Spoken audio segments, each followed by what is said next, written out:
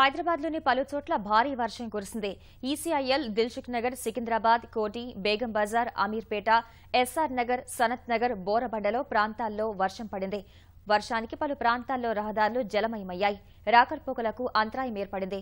హైదరాబాద్లో కురుస్తున్న వర్షాలకు సచివాలయంలోని ఓ చెట్టు నేల కొరిగింది. ఎస్ బ్లాక్ వద్ద ఉన్న చెట్టు పడిపోవడంతో దాని కిందనే ఉన్న కార్లు పాక్షికంగా ధ్వంసమయ్యాయి.